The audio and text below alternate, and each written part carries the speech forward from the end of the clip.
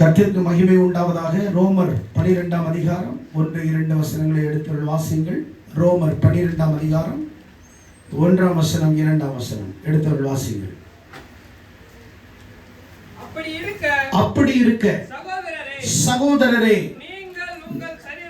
நீங்கள் உங்கள் சரீரங்களை பரிசுத்தமும் தேவனுக்கு பிரியமுமான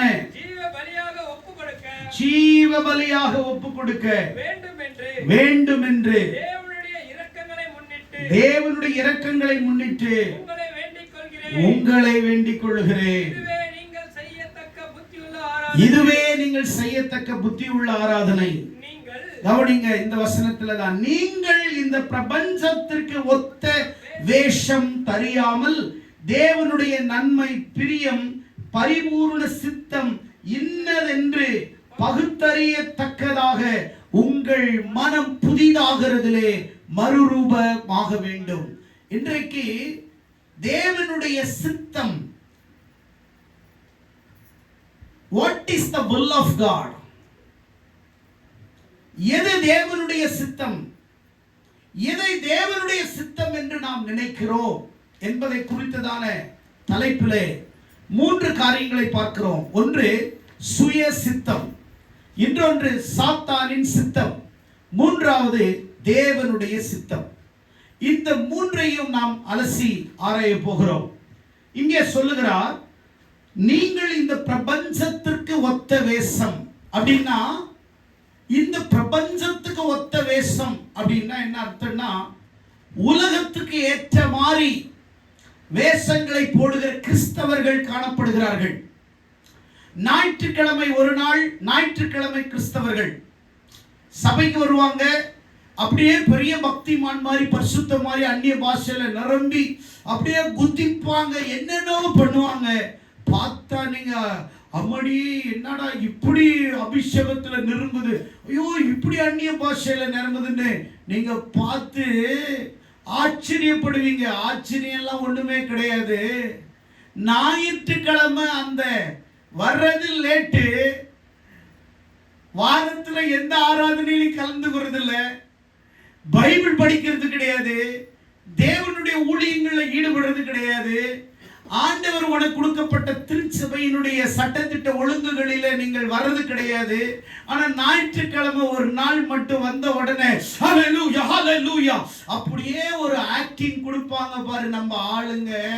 ஐயோ என்னவோ மொத்த அபிஷேகமும் இந்த இவங்க மேல ஊத்துன மாதிரி அப்படியே நடிப்பாங்க. ஆனா அதுக்கு அடுத்த நாள் திங்கள்ல இருந்து சனிக்கிழமை வரைக்கும் சனியம் முடிச்சதுங்க.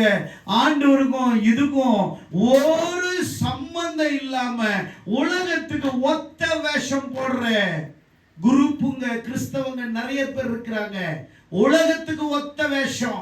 ஞாயிற்றுக்கிழமை எப்படி உனக்கு பக்தி வருது, ஞாயிற்றுக்கிழமை எப்படி உனக்கு அபிஷேகம் வருது, ஞாயிற்றுக்கிழமை எப்படி பாட்டு வருது, ஞாயிற்றுக்கிழமை மட்டும் எப்படி ஆண்டவரை ஆராதிக்கிற, மற்ற நாள்ல இது உன் வாழ்க்கையில இருக்குதா இல்லையா?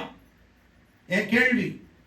மற்ற 6 நாள் உன் வாழ்க்கையில ஜெபம் இருக்கிறதா, ஆராதனை இருக்கிறதா, துதி இருக்கிறதா, தேவ பயம் இருக்கிறதா, அபிஷேகம் நிறைந்த வாழ்க்கை இருக்கிறதா, ஆண்டவரை ஆராதிக்கிற துதிக்கிற துதிப்பாடல் வாயில் இருக்கிறதா, தேவனை அறிகிற அறிவிலே நீ வளர்ந்து கொண்டிருக்கிறாயா, வேதத்தை வாசித்துக் கொண்டிருக்கிறாயா, உன்னுடைய சரீரங்கள் ஜீவ பலியாக ஒப்பு கொடுத்துக் கொண்டிருக்கிறாயா? இதுவே நீங்கள் செய்யத்தக்க புத்தி உள்ள ஆராதனை என்று வேதம் சொல்லுகிறது. 1வது வசனத்திலே பார்க்கும் பொழுது, நீங்கள் செய்ய எனக்கு சகோதரரே உங்கள் சரீரத்தை தேவனுக்கு பிரியமான ஜீவ பலியாய் ஒப்பு கொடுக்க வேண்டும் என்று தேவனுடைய இரக்கங்களை முன்னிட்டு வேண்டிக் கொள்கிறேன். இதுவே நீங்கள் செய்யத்தக்க புத்தி உள்ள ஆராதனை. நம்முடைய சரீரத்தை பரிசுத்தமாக ஜீவ பலியாக தேவன் விரும்புகிற அந்த வாழ்க்கையை மற்ற நாட்களில் 6 நாட்களிலே ஆண்டவருக்காக ஜீவ பலியாக நம்மை அர்ப்பணித்து நாம் செய்யத்தக்க புத்தி உள்ள ஆராதனை உடையவர்களாய் நாம் காணப்படுகிறோமா? அதனால்தான் 2வது வசனத்தில் சொல்றாரு, இந்த பிரபஞ்சத்துக்கு ஒத்த வேஷம் தெரியாமல் தேவனுடைய நன்மை, நம்பர் 1 நன்மை, 2வது தேவனுடைய பிரியம், அடுத்தது நீங்கள் பரிபூர்ணமான சித்தம், perfect will of God. பரிபூர்ணமான சித்தம் இன்னது என்பதை நீங்கள் அறிந்து உங்கள் மனம் புதிதாகிறதிலே மறுரூபமாக வேண்டும். நீங்கள் எதுல மறுரூபமாகணும், எதுல புதிதாக மாறணும், எதுல நீங்க சேஞ்ச் ஆகணும்னா வெளி தோற்றத்தின் காரியங்களிலே, வெளி தோற்றம், மக்கள் பார்க்கிற வெளி தோற்றத்திலே உங்களுக்குள்ளாக சேஞ்சிங் வரக்கூடாது. மனம் புதிதாகிறதிலே, உள்ளான மனுஷன், உள்ளான சுபாவம், உள்ளான காரியத்திலே நீ பரிபூர்ணமாக நீ வரணும் அப்படின்னு சொன்னா, ஒரு வாழ்க்கையில தேவனுக்காக பரிபூர்ணமா வாழணும் அப்படின்னு நீங்க ஒப்பு கொடுத்தீங்கன்னா, இன்னைக்கு நான் 3 காரியங்களை சொல்றேன். இன்னைக்கு 3 சித்தங்களிலே மக்கள் இடறி விழுந்து கொண்டிருக்கிறார்கள். நம்பர் 1, சுய சித்தம். என்ன சித்தம்? சித்தம்னா என்னங்க தமிழ்ல?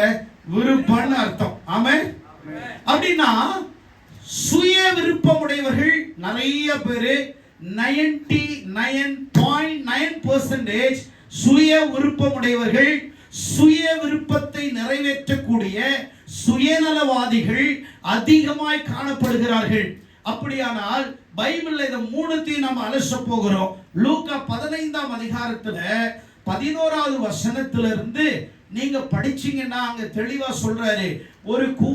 ஒரு தகப்பனுக்கு 2 குமாரர்கள் இருந்தார்கள். ஒருவன் மூத்தவன், இன்னொருவன் இளையவன். இளையவன் தன் தகப்பனிடத்துல கேட்கிறான், அப்பா எனக்கு வருகிற சொத்தை எனக்கு நீ பிரிச்சு கொடுன்னு கேட்கிறார். அப்பாவும் என்ன செய்யறாரு, ஈக்குவல் ஷேரை பிரிச்சு தன் இளைய மகனுக்கு ஷேரை கொடுத்துறாரு. கொஞ்ச நாள் கழிச்சு இந்த இளைய மகன் என்ன செய்யறான், தன் ஆஸ்திகளை எல்லாத்தையும் எடுத்துக்கொண்டு தூர தேசத்துக்கு பிரயாணமாகிறான். நல்ல கவனிங்கள், தகப்பனுடைய விருப்பத்தை செய்ய தவறி தன் சுய சித்தத்துக்கும் தன் சுய விருப்பத்திற்கு இளைய குமாரன் எல்லா சொத்தையும் எடுத்துக்கொண்டு அவன் வாழ்க்கையில ஃபர்ஸ்ட் என்ன செய்யறான்னா தன்னுடைய ஆஸ்தியை இழக்கிறான். என்ன செய்யறான்?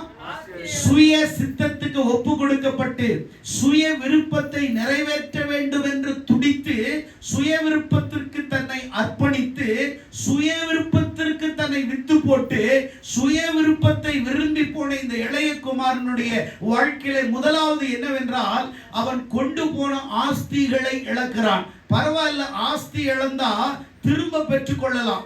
மறுபடியும் ஆஸ்தியை நம்மால சம்பாதிக்க முடியும். பாத்தீங்கன்னா, wealth is lost, nothing is lost. Health is lost, something is lost.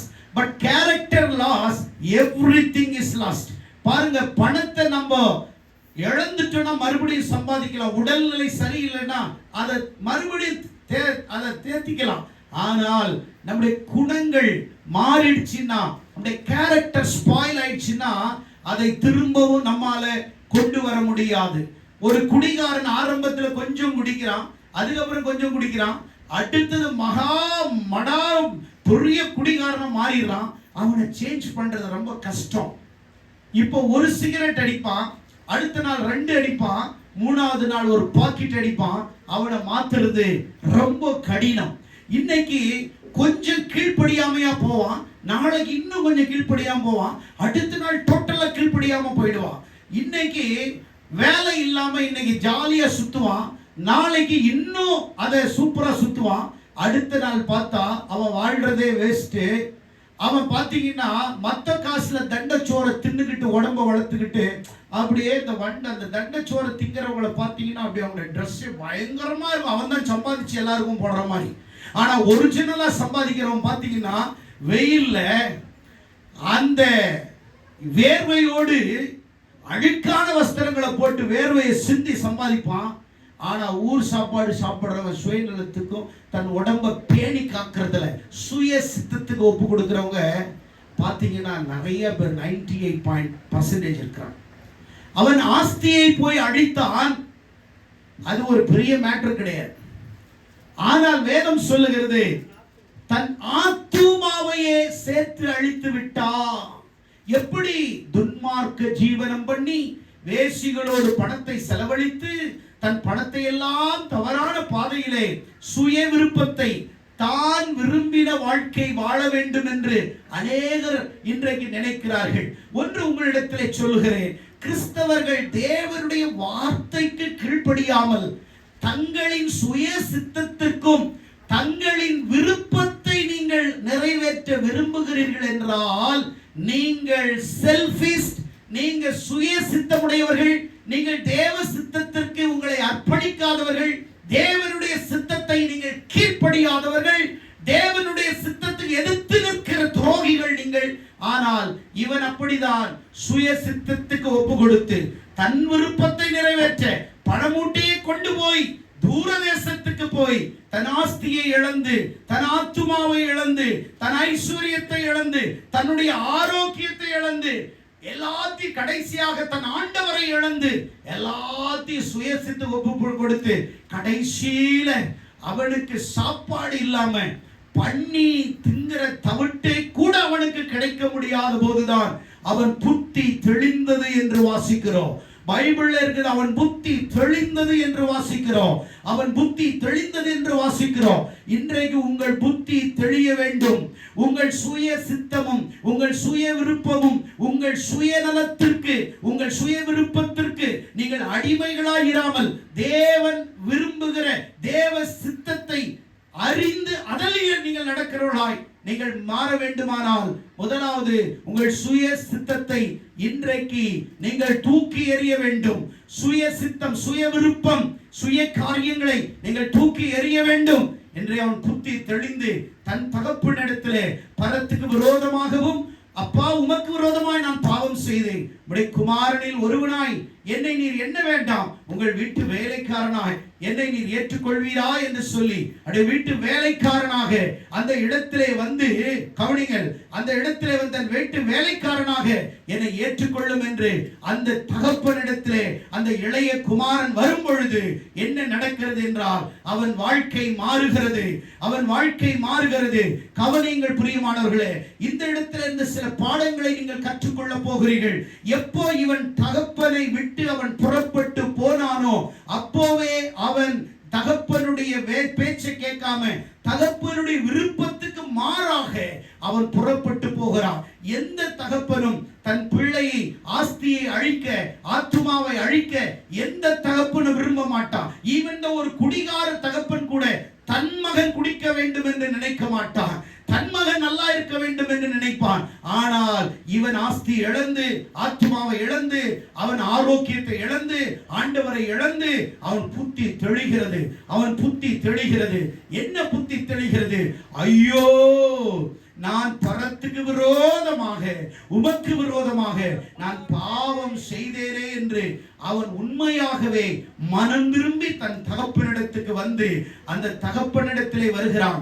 அப்பா, நான் உமக்கு விரோதமாய் பாவம் செய்தேன், உங்கள் வீட்டில் வேலைக்காரரில் ஒருவனாக என்னை நீர் வைத்துக் கொள்ளும் என்று சொல்லி அவன் கேட்கும் பொழுது அவருடைய தகப்பன் அவருக்கு மோதிரத்தையும் பாதரட்சையும் விலை உயர்ந்த வஸ்திரத்தை கொடுத்து விருந்து செய்து அவனுக்கு விருந்தோம்பல் செய்து அவனை சந்தோஷப்படுத்தி தன்னிடத்திலே வைத்துக் கொண்டான். கவனிங்கள், எபேசியர் 5ஆம் அதிகாரம் 17ஆம் வசனம் கூறுகிறது, நீங்கள் மதியற்றவராய் இராமல் கர்த்தருடைய சித்தம் இன்னது என்று உணர்ந்து கொள்ளுங்கள். அப்படியானால் புத்தி இல்லாமல் நீங்கள் வாழ்வதை காட்டிலும், அறிவு இல்லாமல் வாழ்வதை காட்டிலும் தேவனுடைய சித்தம் என்ன என்பதை என்னைக்கும் நீங்க ஒவ்வொரு நாளும் காலையில் எழுந்தவுடனே இது தேவனுடைய சித்தத்தின்படி ஜெபிக்க வேண்டும். லூக்காவின் புஸ்தகம் 11ஆம் அதிகாரம் 2ஆம் வசனம் சொல்லுகிறது, ஆண்டவரே, பரலோகத்திலும் சித்தம் செய்யப்படுவது போல பூலோகத்தில் உம்முடைய சித்தம் செய்யப்படுவதாக. அப்படியானால் பரலோகத்திலே எப்படி மகிழ்ச்சி, சந்தோஷம், பிதாவினுடைய சித்தம் நிறைவேறிக் கொண்டிருக்கிறதோ, அவர் விருப்பம், அவருடைய ஆலோசனை, அவருடைய சித்தம் எப்படி பரலோகத்தில் மேலோங்கி இருக்கிறதோ, அதே போல ஜபத்திலும் நீங்கள் ஆண்டவரே, பரலோகத்திலும் சித்தம் செய்யப்படுவது போல பூமியிலும் உடைய சித்தம் செய்யப்படுவதாக, உடைய விருப்பத்தை நான் செய்ய என்னை அர்ப்பணிக்கிறேன் என்று நீங்கள் செபிக்கிறவர்களாய் நீங்கள் மாற வேண்டும். நீங்கள் மதியற்றவர்களாய் தேவனுடைய சித்தம் இன்னதென்று உணராதவர்களாய் நீங்கள் இருப்பீர்களானால் உங்களுடைய வாழ்க்கையிலே நீங்கள் கடைசி காலங்களிலே நீங்கள் கஷ்டப்படக்கூடிய காரியங்களாய் நீங்கள் மாறிவிடுவீர்கள். அப்படியானால் சுய சித்தத்திலிருந்து நீங்கள் வெளியேற வேண்டும். எப்பொழுதுமே நான் நான் நான் என்கிற இந்த மோசமான சுய விருப்பத்தை நீங்கள் கொளுத்தி அக்கினியினால நீங்கள் கொளுத்தி அதை எரித்து தூரமாய் அதை குப்பையிலே தூக்கி எறிய வேண்டும். பிரியமானவர்களே, வேதம் சொல்லுகிறது சுய சித்தம் என்பது என்ன? நீ விரும்புற வாழ்க்கை, நீ விரும்புற வாழ்க்கை. நீ என்ன 8:30 மணிக்கு ஆராதனை, நான் 9 மணிக்கு தான் நான் வருவேன். அப்படியே நான் பிதாவினுடைய சித்தத்தை நீ செய்ய விரும்பல, நீ பிதாவினுடைய சித்தத்தை நீ செய்ய விரும்பல. உலகத்தான் உனக்கு கிடைக்கிற பிச்சை 10,000 ரூபாவுக்காக 8:30 மணிக்கு வேலைன்னா 8:15 போய் நீ உட்கார்ற. ஆனால் உன்னை 10,000 அல்ல 10 லட்சத்துக்கு உன்னை நினைத்தால் ஆண்டவர் ஏற்ற நேரத்தில் 10 கோடிக்கு உன்னை சொந்தக்காரனாய் மாற்றுகிற என் தேவனுடைய வார்த்தைக்கு நீங்கள் அவருடைய விருப்பத்தை நீங்கள் செய்ய தவறும் பொழுதுதான் உங்கள் சுயத்துக்கும் சுயநலத்துக்கும் சுயசித்தைக்கும் சுயத்துக்கும் சுயக்காரியத்துக்கும் உங்கள் வாழ்க்கையினுடைய பாவத்துக்கும் உங்கள் வாழ்க்கையினுடைய எல்லா விதமான மோசமான காரியங்களுக்கும் தேவன் அவர் பொறுப்பாளி அல்ல. நீங்களே உங்கள் சுய சித்தத்திற்கு சுய விருப்பத்திற்கு அவரவர்கள் சுய இச்சையினால் இழுப்புண்டு சோதிக்கப்படுகிறான். சோதிக்கப்படுகிற எவனும் பிதாவினால் அல்ல, தன்னைத்தானே அவன் சோதித்துக்குள்ளாக்குகிறான். தேவன் ஒருவரையும் பொல்லாங்கினால் சோதிக்கிற தேவன் அல்ல என்று வேதம் சொல்லுகிறது. அப்படியானால் சித்தத்தை அறிகிற அறிவை உடையவர்களாகி நீங்கள் இராமல், மதியற்றவர்களாயிராமல் தேவனுடைய சித்தம் என்ன, எது தேவனுடைய விருப்பம், எது தேவனுடைய காரியம் என்பதை நீங்கள் உணர்ந்து கொள்ள வேண்டும். அருமையான தேவனுடைய பிள்ளைகளே, எப்படி சாத்தானின் சித்தம், சாத்தானுடைய விருப்பம் எப்படி இருக்கிறது? ஆதியாகமத்தின் புஸ்தகம் 3ஆம் அதிகாரம் 1 நீங்கள் தொடர்ந்து வாசிப்பீர்களானால் அங்கே ஆதியிலே ஆதாம் ஏவாளை தேவன் ஏதேன் தோட்டத்திலே வைத்து தினந்தோறும் தேவன் ஆதாமும் ஏவாளோடு கூட உறவாடுகிறார், ஐக்கியம் கொள்ளுகிறார், பேசுகிறார், அவர்களோடு தினந்தோறும் சம்பாசிக்கிறார். தினந்தோறும் அவர்கள் ஆவியிலே வளர்ந்து கொண்டிருக்கிறார்கள், கர்த்தரோடு பேசிக் கொண்டிருக்கிறார்கள். இப்ப கவனிங்க, உங்கள் சுய சித்தத்திலே நீங்கள் வெளியே வர வேண்டும். இன்னொன்னு, சாத்தான் உங்களை எப்படி கொஞ்சம் கொஞ்சமாக பாவத்துக்குள்ளாக விழ பண்ணுகிறான். எப்படி தேவ ஐக்கியத்தை விட்டு, தேவ சபையை விட்டு, தேவ ஆராதனையை விட்டு, தேவனுடைய ஊழியக்கான ஐக்கியத்தை விட்டு உன்னை எப்படி எல்லாம் பிரிச்சுட்டு போறான்றதை நான் படம் போட்டு காட்ட விரும்புறேன். அந்த படத்தை மட்டும் நீங்க பார்த்தா போதும். இப்போ ஆதாம் ஏவாள் தேவனோடு உறவாடி கொண்டிருக்கிறாங்க, ஏதேன் தோட்டத்திலே தேவனோடு உறவாடி கொண்டிருக்கிறாங்க. இப்போ சாத்தான் அதுக்குள்ள வர்றான். ஃபர்ஸ்ட் வஞ்சிக்கிறது ஸ்திரியை பார்க்கறான், ஏவாளிடத்திலே வந்து பேச்சு கொடுக்கிறான். காரணம், இந்த ஏவாள் புருஷன் இல்லாத நேரத்தில் அவன் தனிமையாய் வரும் பொழுது சாத்தான் சொல்லுகிறான், நீங்கள் இந்த தோட்டத்தின் கனிகளை புசிக்க வேண்டாம் என்று கர்த்தர் சொன்னதோ. நல்ல புரியணும், சாத்தான் அவளை வேற மாதிரி பாவத்துக்குள்ள விழ வச்சிருக்கலாம், இல்ல வேற மாதிரி ஒரு தவறுக்குள்ளாக கொண்டு வந்திருக்கலாம். ஆனா சாத்தான் எதை தவறு செய்ய வச்சான்னா, ஆண்டவர் ஒரே ஒரு நிபந்தனை கொடுத்தார். ஆதாம் ஏவாள், நீங்க எல்லாத்தையும் சாப்பிடுங்க, தோட்டத்தின் நடுவில் இருக்கிற இந்த கனியை நீங்க சாப்பிடக்கூடாது, சாப்பிட்டீங்கன்னா நீங்க செத்து போயிடுவீங்கன்னு சொன்னார். அப்படின்னா சாத்தான் ஆண்டவர் எதை செய்யக்கூடாது என்று கற்றுக் கொடுத்தாரோ அதை மீறி நடப்பதற்காக சாத்தான் நம்மை ஏவுவான், நம்மை சோதிப்பான், நம்மளை என்ன செய்வான், டியூன் பண்ணுவான். எப்படியாவது ஆண்டவருடைய சொல்லுக்கு இவர் கீழ்ப்படிய கூடாது, அப்படின்னு ஆண்டவருடைய வார்த்தைக்கு கீழ்ப்படிய கூடாது. முதலாவது நல்ல புரிந்து கொள்ள வேண்டும், நீங்கள் எப்பொழுது சுய சித்தத்திற்கும் சாத்தானின் விருப்பத்திற்கு எப்போது நீங்கள் மாறி விடுகிறீர்கள், எப்பொழுது விழுந்து விடுகிறீர்கள் என்று சொன்னால், முதலாவது தேவனுடைய சித்தத்தை நீங்கள் மீற வேண்டும் என்று சாத்தான் எப்பொழுதும் துடிப்புள்ளவனாக உன்னோடு கூட பயணம் செய்து கொண்டே இருப்பான், கூடவே இருப்பான். நல்ல கவனிங்க, ஜெபிக்கிறவன், ஆராதிக்கிறவன், கர்த்தருக்காக உண்மை உத்தமா ஊழியம் செய்றவன், அவனோட தான் சாத்தான் நிறைய உபத்திரவத்தை கொண்டு வருவான். காரணம், அவன் தான் அவனுக்கு பிரச்சனையா இருக்கிறான். நீ பிரச்சனை கிடையாது, பாவத்தில் ஏற்கனவே இருக்கிறவனுக்கு அவனுக்கு பிரச்சனை கிடையாது, அவங்க ஆளுங்க. ஆனா தேவனுக்காக வாழ்றவனுக்கு தான் பிசாசு அவன் கூடவே இருந்து எப்படியாவது தேவனுடைய விருப்பத்திலிருந்து இவனை தள்ளணும், விளக்கணும் அப்படின்னு சொல்லி சாத்தான் பலதர முறையில பல சூழ்நிலையில நம்மளை சோதிக்க வருகிறான். இப்ப சாத்தான் என்ன செய்யறான், ஆண்டவர் சொன்னாரு நீ இந்த கனியை புசிக்க கூடாது, நீ புசிக்கும் நாளை நீ சாவாய் என்று ஆண்டவர் ஒரு கட்டளை கொடுத்தார் இல்லையா? அந்த கட்டளைக்கு கீழ்ப்படிஞ்சிட்டு இருக்கிறாங்க இல்லையா? கீழ்ப்படிஞ்சிட்டு இருக்கிற வரைக்கும் தேவன் இவங்களோட உறவாடிட்டு இருக்கிறாங்க, நல்ல அன்பா இருக்கிறாரா, கீழ்ப்படிஞ்சு எந்த பிரச்சனையும் இல்லை, ஆண்டவருக்கு இவங்களுக்கு எந்த பிரச்சனை இல்லை, வாழ்க்கை சமூகமா போய் கொண்டிருக்கு. இப்ப சாத்தான் வந்து ஃபர்ஸ்ட் தேவனுடைய ஐக்கியத்தை விட்டு இவனை பிரிக்கணும்னா ஃபர்ஸ்ட் தேவனுடைய பேச்சை இவனை கேட்க வைக்க கூடாது. ஆமென். என்ன செய்யக்கூடாது? ஃபர்ஸ்ட் தேவனுடைய பேச்சு. நிறைய பேர் பாஸ்டருடைய பேச்செல்லாம் யாரும் கேட்க மாட்டாங்க. ஏன்?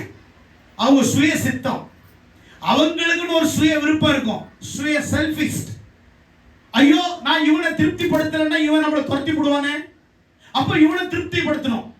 அப்ப சாத்தானுடைய வேலை என்ன? நீ உனக்கு நல்லா தெரியும் இந்த தவறுன்னு, ஆனால் நீ மீண்டும் செய்யற என்ன காரணம்?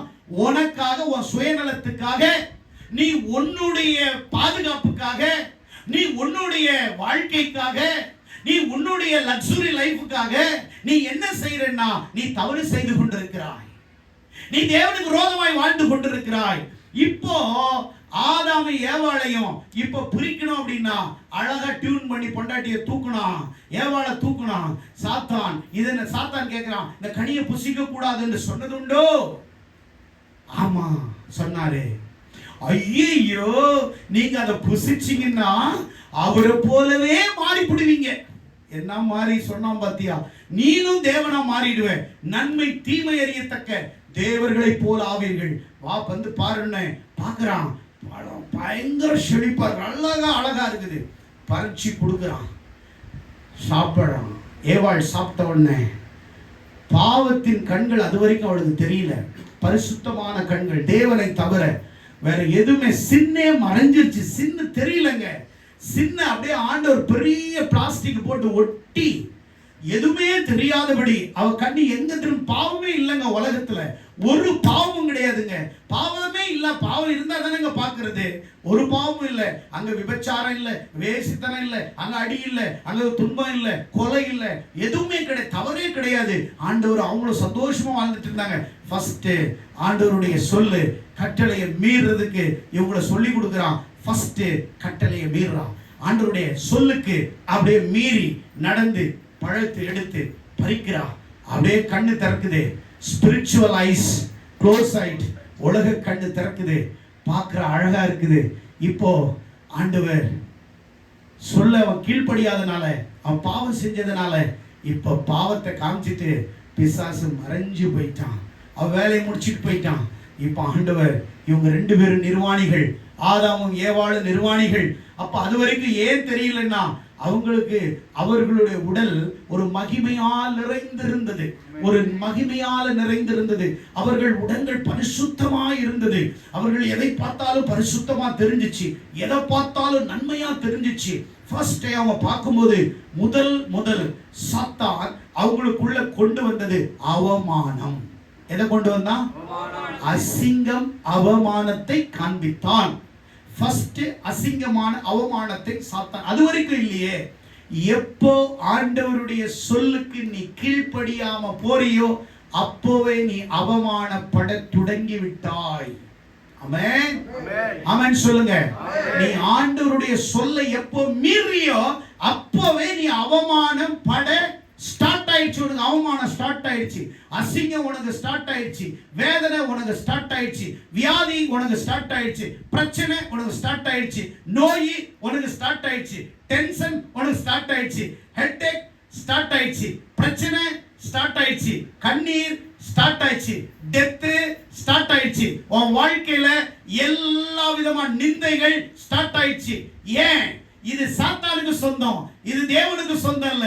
இவ கீழ்ப்படியாம சொல்லுக்கு மீறினவன அவங்க வெட்கப்பட்டு அவமானப்பட்டு ஒருத்தரை பார்க்கிறதுக்கு, கணவன் மனைவி பார்க்கிறதுக்கு ரெண்டு பேருமே போய் ஒளிஞ்சாங்க.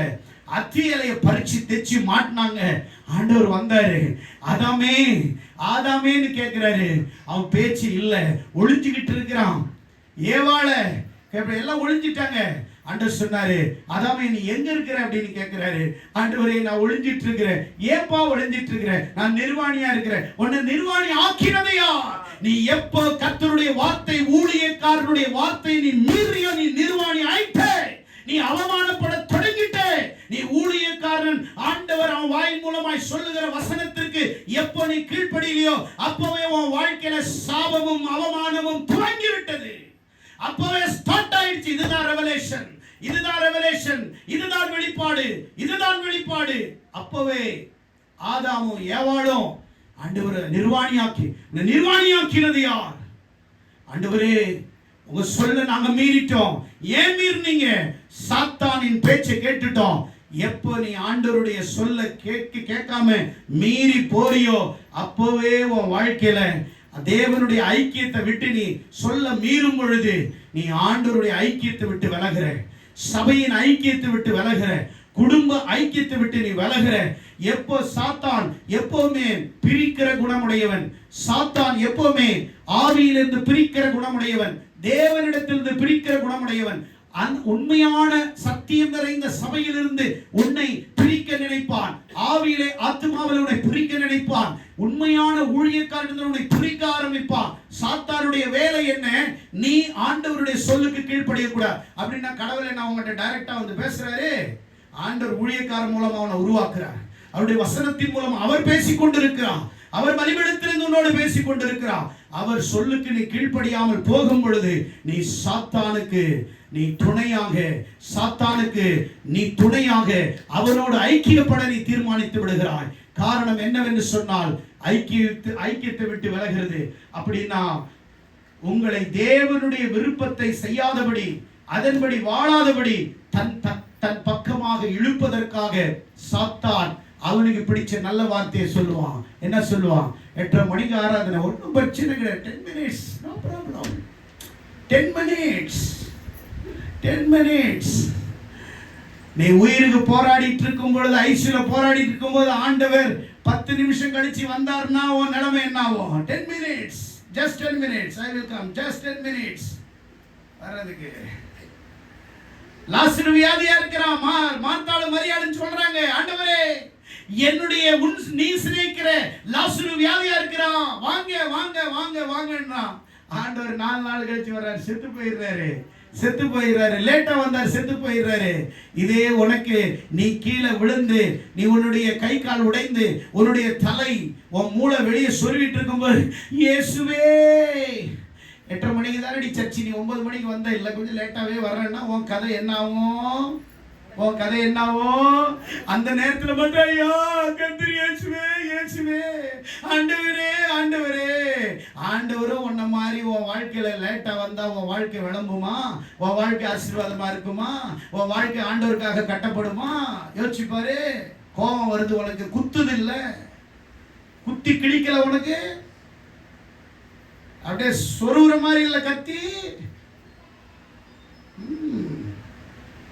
இன்னைக்கு பார்த்து வந்திருக்க கூடாது. குத்தி கிழிக்குது இல்ல, உனக்கு கிழிக்குது அப்படின்னு சொன்னா, உனக்கு எரியுதுன்னு சொன்னா நீ சாத்தானுக்கு கூட இருக்கிறேன்னு அர்த்தம். சோத்திர ஆண்டவரே, இன்னும் நான் வளர்றதுக்கு அருமையான வார்த்தைன்னா நீ கர்த்தருக்குள்ள இருக்கிறேன்னு அர்த்தம். கரெக்டா இல்லையா? கரெக்டா இல்லையா?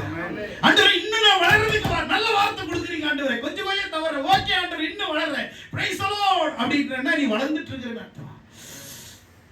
அப்பதான் ஒண்ணுக்கு வருதுன்னா நீ ஆண்டவருக்குள்ள என்ன வர, குத்தி கிழிக்குது, உனக்கு ஆபரேஷன் நடக்குது, கஷ்டமா இருக்குது, தெக்கிறார் ஆண்டவர், கஷ்டமா இருக்குது.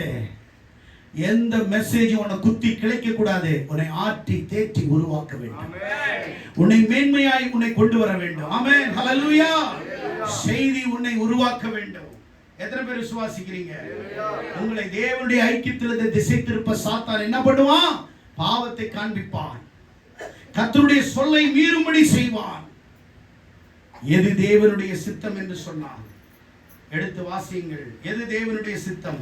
யோவான் 4ஆம் அதிகாரம் 34, யோவான் 4ஆம் அதிகாரம் 34, மத்தேயு 7ஆம் அதிகாரம் 21ஆம் வசனம் எடுத்து வாசியுங்கள்.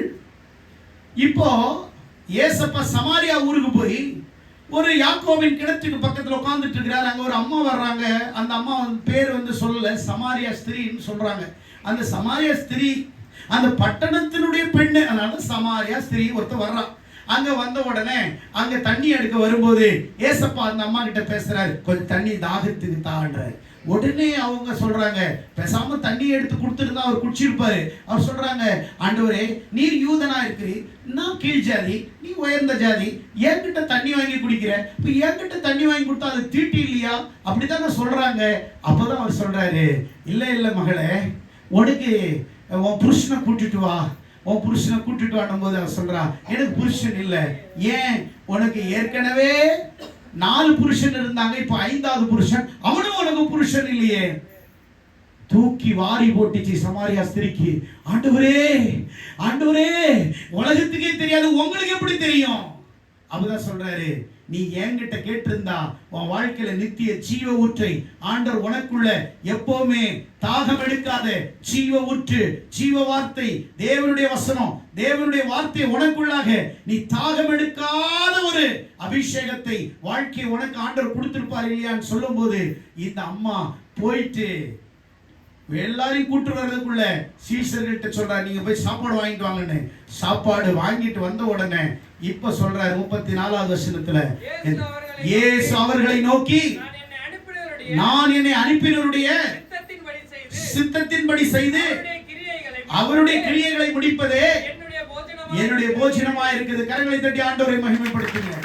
இப்ப சொல்றாரு, ஏன் சித்தம் என்னன்னா, ஏன் சித்தம் இல்ல, என்ன அனுப்பினவருடைய சித்தம் என்னன்னா, நான் இந்த உலகத்துல என்ன பிதா உலகத்துல அனுப்பினது ஒரே ரீசன், கட்டுண்டவர்களை விடுதலையாக்க, கட்டப்பட்டவர்களை விடுதலையாக்க, வியாதி உள்ளவர்களை சுகமாக்க, நோய் உள்ளவர்களை விடுதலையாக்க, பிசாசின் பிடிகளை அவர்களிலிருந்து விடுதலையாக்க, சமாதானமற்றவர்கள் சமாதானத்தை கொடுக்க, ரட்சிப்பில்லாத ரட்சிப்பை கொடுக்க, மனுஷனை ரட்சிப்பதற்காக, உலகத்தை மீட்பதற்காக என் பிதா இந்த உலகத்தில் எனக்கு அனுப்பினாரு. அதனால என்னுடைய ஒரே நோக்கம் என்னன்னா, ஏன் வேலை செய்யறது இல்ல, ஏன் விருப்பத்தை செய்யறது இல்ல, நான் போய் எரிகோவுக்கு போய் குருடனுக்கு சுகமாக்குறது இல்ல.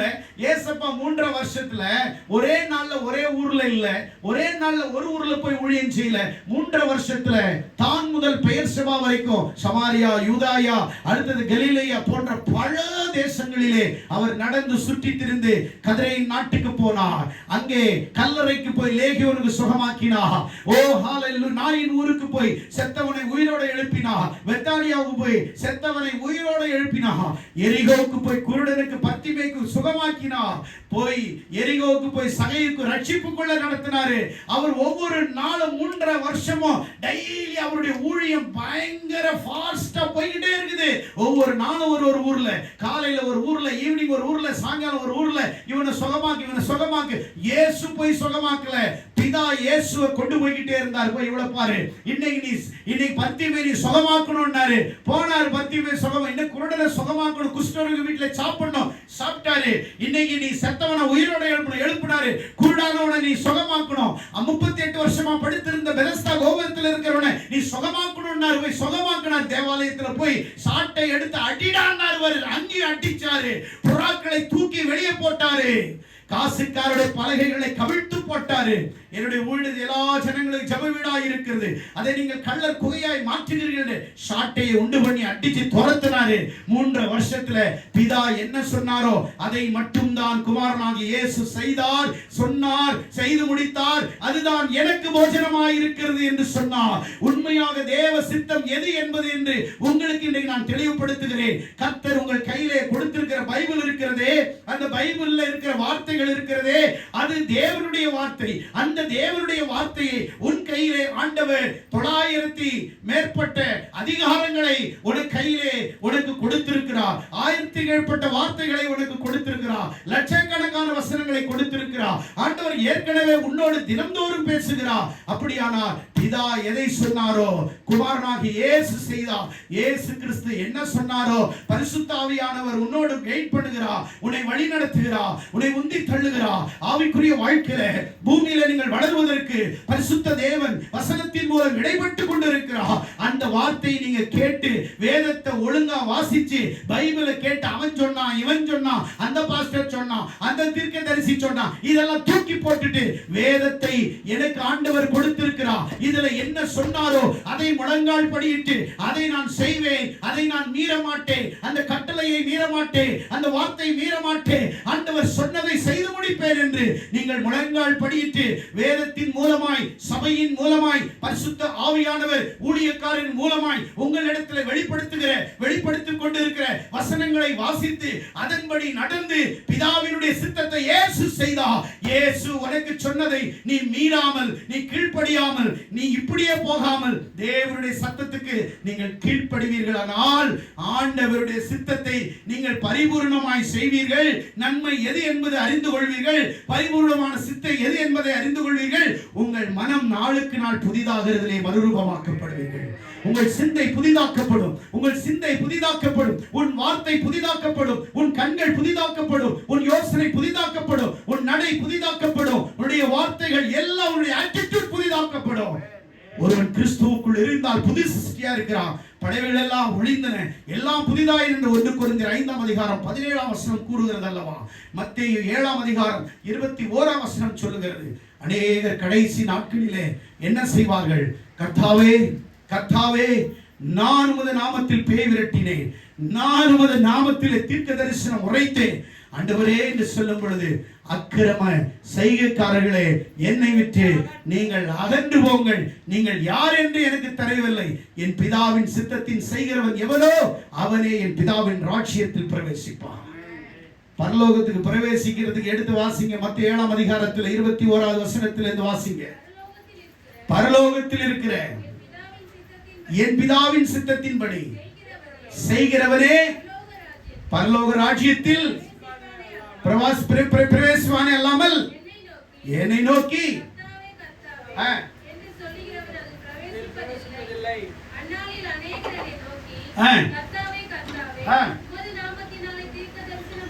பாருங்க, உமது நாமத்தில் தீர்க்க தரிசனம் உரைத்தோம், பிசாசுகளை துரத்தினோம், அநேக அற்புதங்களை செய்தோம். ஆண்டவர் சொன்னாரு, அப்பொழுது ஒரு காலம் நான் உங்களை அறியவில்லை. அடுத்தது, அக்கிரம செய்கைக்காரே அகன்று போங்கள். பரலோகத்துக்கு போறதுக்கு ஒரே தகுதி, அவர் சொல், அவர் வார்த்தைக்கு கீழ்ப்படிந்து, அவர் விரும்புகிற வாழ்க்கை வாழ்ந்து, அவர் விருப்பத்தை பூமியிலே வசனத்தை அறிந்து அதன்படி வாழ்ந்து, நீங்கள் பேய் விரட்ட வேண்டாம், தீர்க்க தரிசனம் சொல்ல வேண்டாம், அற்புத அடையாளங்கள் செய்ய வேண்டாம், பெரிய பாஸ்டர் போர்டு ஒட்டிட்டு சுத்த வேண்டாம், பெரிய உவாச கூட்டம்னு 4 பேருக்கு தெரிகிற மாதிரி நீ நடத்த வேண்டாம். நீ அவர் சொல்லுக்கு கீழ்ப்படிந்து இருக்கிற இடத்துல உண்மையாய் வாழ்ந்தால், ஆர்ப்பாட்டம் இல்லாமல், அலங்காரம் இல்லாமல், ஆரவாரம் இல்லாமல் அமைதியாய் பரலோகத்தில் பிரவேசிப்பீர்கள். கரங்களை தட்டி ஆண்டவரை மகிழ்ச்சி. சுய சித்தம் செய்தவன் தோல்வி போனான். அவன் திரும்பி வரும்போது தகப்பன் அவனை ஏற்றுக்கொண்டார். சாத்தானின் சித்தம் செய்த ஆதாமும் ஏவாளும் தோட்டத்திலிருந்து விரட்டப்பட்டார்கள். தேவ ஐக்கியத்தை விட்டு வெளிவிலகினார்கள். தேவ சித்தம் என்பது என்ன? பிதா இயேசுக்கு என்ன சொன்னாரோ அதை செஞ்சார். நான் எதையும் சுயமாய் செய்வதில்லை, என் கர்த்தர் எதை சொல்லுகிறாரோ அதை செய்வார், அதை செய்வார். நீ ஆண்டவர் சொல்லுக்கு கீழ்ப்படியதை காட்டிலும் உன் சுயத்துக்கும் உன் சுயநலத்துக்கும் யாருமே உன் கூட பரலோகம் வரமாட்டாங்க. செல்லுங்களா, யாருமே வரமாட்டாங்க. இந்த பூமியில நீ யாரை திருப்திப்படுத்துறியோ நீ நரகத்துக்கு போவ. நீ பூமியில கர்த்தரை திருப்திப்படுத்தினா இந்த உலகம் உன்னை பகைக்கும். நீ உலகத்துக்கு ஒத்து போனா உனக்கு பிரச்சனை கிடையாது. ஒத்த வேஷம் போட்டனா உனக்கு ஒரு பிரச்சனையும் கிடையாது.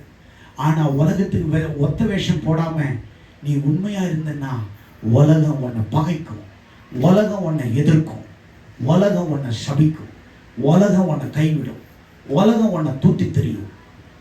ஆனா கவலைப்படாத, உனக்கு பரலோகம் ஆயத்தமா இருக்கு.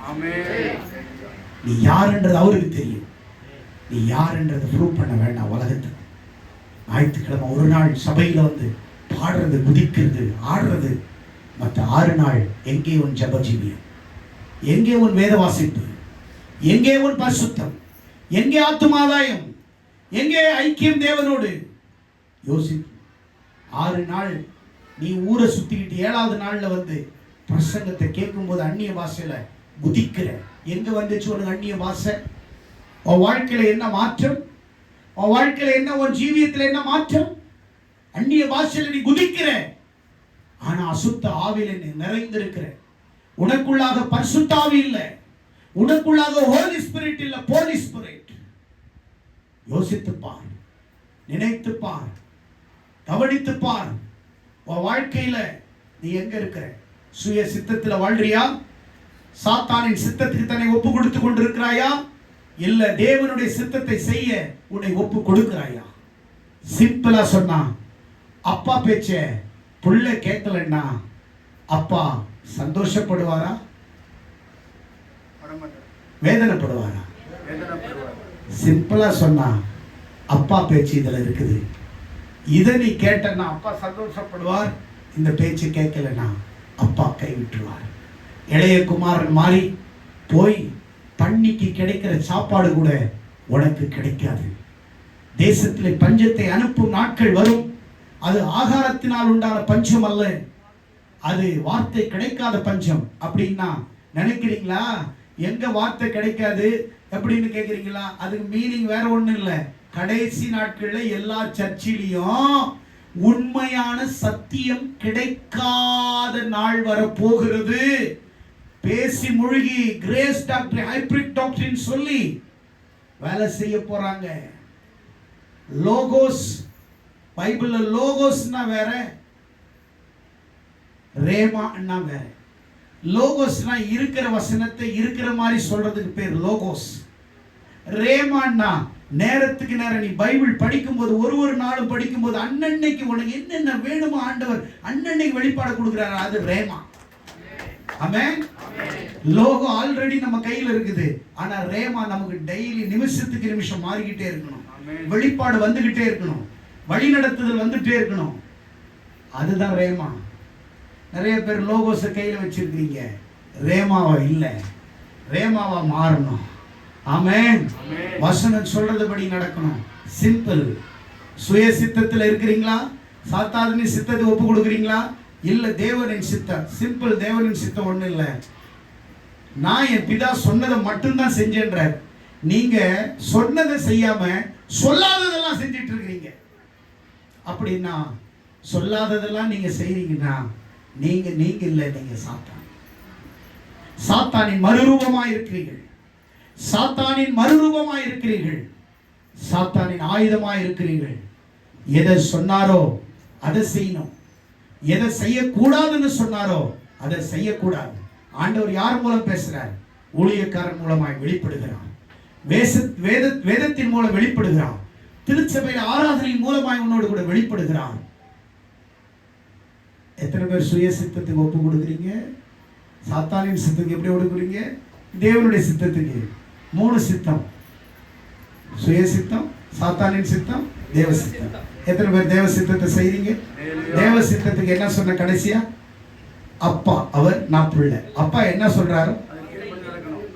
மேட்டர் ஒரே வார்த்தையில் முடிச்சிட்டாரு.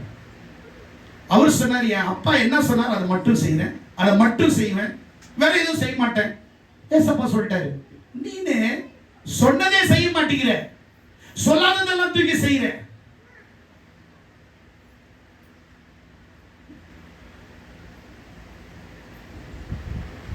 இதா வசனம், இதா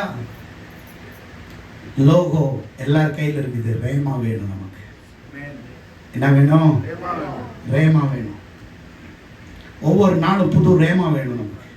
புது புது வெளிப்பாடு இருக்கணும். ஒரே பிரசங்கத்தை 40 வருஷமா பேசிட்டு இருக்கிறேன். 40 நிமிஷத்துல 400 பிரசங்கத்தை பேசுவேன். ஆமென். அது ரேமா. என் கையில் இருக்கிறது லோகோ இல்லை, என் கையில் இருக்கிறது ரேமா. எத்தனை பேர் ரேமா வேணும்? ஆண்டவர் அப்பப்போ பேசணும், அப்பப்போ இடைப்படணும். எதை பேசுறோம்னு எங்களுக்கு தெரியாது. ஜபசிந்தையோடு வர்றோம், வழிபடத்தில் வர்றோம்.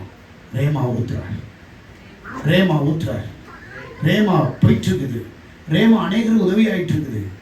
இப்போ நான் சொல்றேன், சுய சித்தம் என்பது நீங்களா யோசிச்சு எதுவும் செய்யக்கூடாது.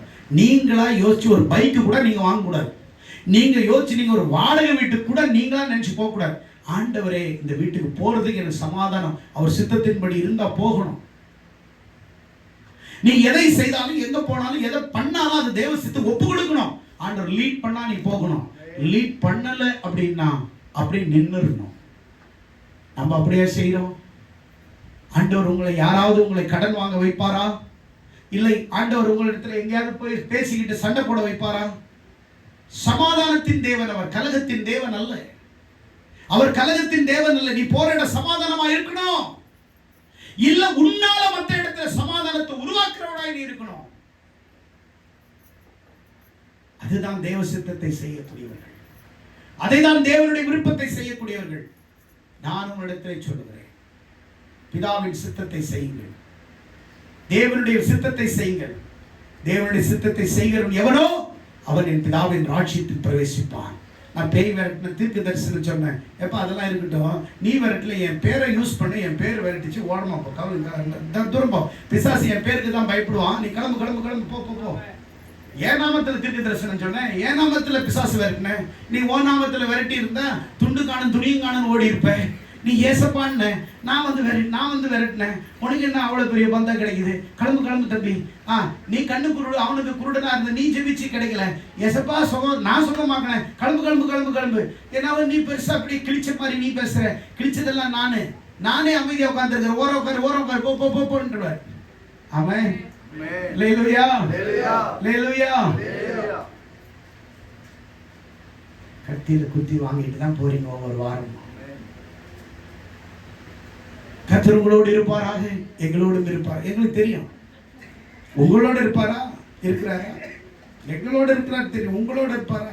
நீ இவங்க சொல்றது கர்த்தர் உன்னோட இருப்பார், என்னோட இருப்பார். என்னோட இருக்கிறார்ன்றது எப்படி தெரியும்? சமாதானமான வாழ்க்கை, மகிழ்ச்சியான வாழ்க்கை, தேவ ஐக்கியத்தின் வாழ்க்கை, திருச்சபையின் ஐக்கியத்தின் வாழ்க்கை, ஆண்டவருடைய பிரசன்னத்தில் வாழ்ற வாழ்க்கை, ஒரே ஒரு வாழ்க்கை. ஆண்டவர் வருகைக்கு முன்னாடி நம்ம இன்னைக்கு சாட்சியா இருக்கிறவன் தாங்க சிரத்த சாட்சியா மறிப்பான். நிறைய பேர் பாடுறது, எனக்கென்று உதவும் இல்லை, எனக்கு பூமி சொந்தம் இல்லை. ஆண்டவரே நேசரே உன் சித்தம், ஆண்டவரே ரத்தமே சிந்தி சாட்சியாய் வாழ்வே, நிம்மதி நிம்மதி. என்ன பாட்டு, என்ன ரத்தம் செஞ்சிருக்கிற ஆண்டவருக்காக? ஒரு முறை ரத்தம் செஞ்சிருக்கிறியா? நான் ஜெயிலுக்கு போயிருக்கிறேன் ஆண்டவருக்காக ஊழியத்துல. நான் ஆண்டவருக்காக அடி வாங்கியிருக்கிறேன். நீ அடி வாங்கியிருக்கிறியா? நீ ஜெயிலுக்கு போயிருக்கிறியா? அசிங்கப்பட்டிருக்க, நீ அசிங்கப்பட்டிருக்கிறியா? நான் அவமானப்பட்டிருக்க, நீ அவமானம். என்னை பத்தி தப்பு தப்பா பேசுறாங்க, உன்னை பத்தி தப்பு தப்பா எவனாவது பேசுறானா? நான் ஆண்டவருக்காக அவமானப்பட்டிருக்கிறேன். நான் பாடலாம், ரத்தமே சிந்தி சாட்சியாய் வாழ்வே, நிச்சயம் நிச்சயமே, ரட்சகரே இயேசுநாதா ஆராதனை ஆராதனை. ரத்தமே சிந்தி சாட்சியா வாழ்வே, இதுதாங்க ஊழியம். பிசாசு ஐக்கியத்தை விட்டு பிரிப்பான், குடும்பத்தை விட்டு பிரிப்பான், சபையை விட்டு பிரிப்பான், நட்புல இருந்து பிரிப்பான். இது சாத்தானுடைய வேலை. ஆனா நீ ஆண்டவரோட நிக்கிற பாரு பிரியாம, அதுதான் தேவ சித்தம். கையை தட்டுங்க, அதுதான் தேவ சித்தம். உபத்திரவத்துல ஓசன்னால உட்கார்ந்து இருக்கிற பாரு, உபத்திரவத்திலே சபை விட்டு எல்லாரும் போனாலும் நான் இங்கதான்டா சாவன் நிக்கிற பாரு, அதுதான் தேவ சித்தத்துல நீ வாழ்ற. ஆமென். அல்லேலூயா அல்லேலூயா. அவன் சபையில நிற்கிறது ரொம்ப கஷ்டம்தான். ஒருத்தர் வந்தாரு, ஐயா உங்க சர்ச்சுக்கு தானே நீங்க ரொம்ப குத்துறீங்க. ஐயா நான் எப்பயா குத்துறேன்னு பசங்க அப்படியே ஒரு மாதிரி, என்ன ஒரு மாதிரி புரியலையா? இல்லை தப்பா பேச? இல்லை தப்பாலாம் பேசுறேன், குத்துது ஐயான்னு சொன்னேன். குத்துதுன்னா நீ ஆப்ரேஷன்ல நீ சக்சஸ் ஆக போறன்னு அர்த்தம். உனக்கு ஆப்ரேஷன் நடந்துட்டு இருக்குது, சீக்கிரமா சுகமாக போறன்னு அர்த்தம். உன் காயங்கள் எல்லாம் ஆண்டவர் ஆற்றி தேற்றி எடுக்க போறான்னு அர்த்தம். வாரம் வாரம் குத்துது ஐயா. என்னென்ன பாவம் செய்யணுமோ இங்க வந்த உடனே அடிச்சு தோய்க்கிறீங்க, எங்களால இங்க உட்கார முடியல. ஓ அதுல அந்நிய பாஷை வந்துடும். அதுல பாவத்துல அந்நிய பாஷை. ஓ ஹல்லேலூயா. இந்த கப்சா அடிக்கிற வேலைன்னு எங்களுக்கு எல்லாம் தெரியும். நாங்க இந்த வயசுல இருந்து இதுலயே வளர்ந்துருக்கிறோம். நீங்க நேத்து வந்துகிட்டு ஓ என்ன என்ன வாழ்க்கையில என்னயா இருக்குது உனக்கு? சொல்லுக்கும் செயலுக்கும் சொந்தக்காரனா இருக்கிறீங்களா? உன் நடையும் பேச்சும் உடையும் மாற்றத்தில் இருக்கிறதா? நான் மாறவே ஆசைப்படுகிறேன், என்னை மாற்றிவிடும் அருமை நேசரே. என் பேச்சு மாறணும், என் நட மாறணும், என் உடை மாறணும். ஐயா உம்மை போலவே நான் மாறவே ஆசைப்படுகிறேன், என்னை மாற்றிவிடும் அருமை நேசரே. நட மாறணும், உடை மாறணும், பேச்சு மாறணும், உன் ட்ரெஸ் கோடு கூட மாறணும். அல்லேலூயா. இந்த இடத்துல எல்லாம் அப்படியே கிழிச்சுக்கிட்டு போட்டுட்டு இருக்க கூடாது. பின்னாடி எல்லாம் ரவுண்டா கிழிச்சிட்டு, காத்து வரல, எல்லாம் வெயில் காலமா இருக்குது.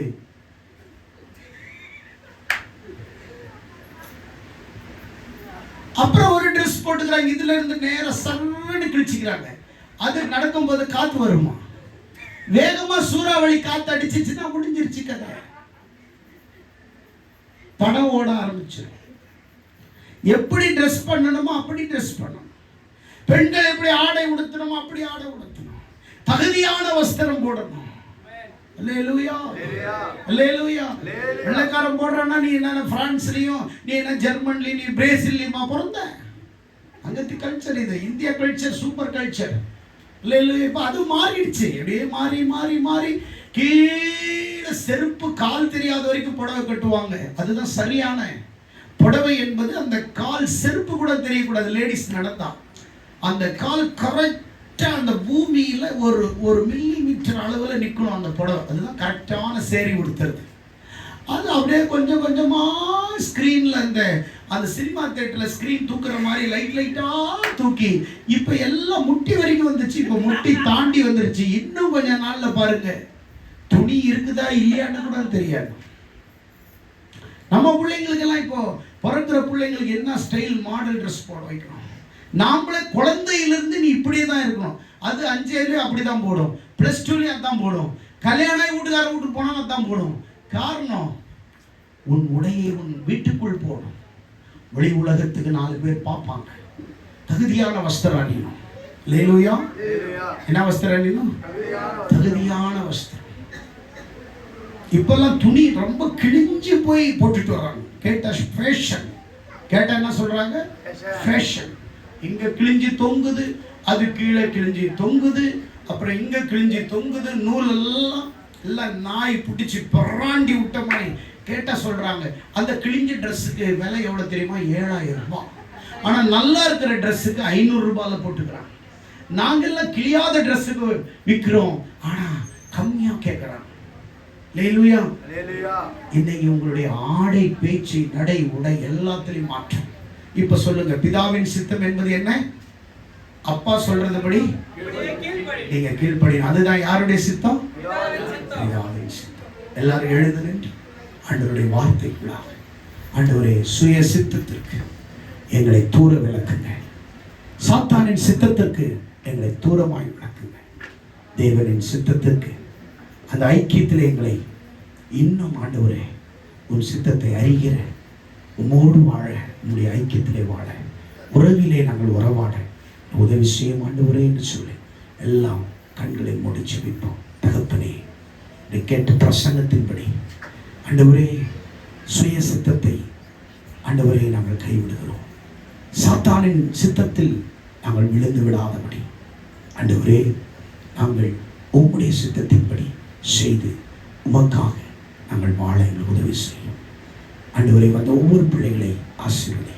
இந்த செய்தி அநேகருடைய வாழ்க்கை ஒரு மாற்றத்தை, ஒரு தாக்கத்தை, ஒரு உற்சாகத்தை, ஒரு பரிசுத்தத்தை ஏற்படுத்தட்டும். நீரே பெரிய காரியங்களை செய்ய இயேசுவின் நாமத்தில் ஜெபிக்கிறோம். ஜீவனுள்ள நல்ல பிதாவே.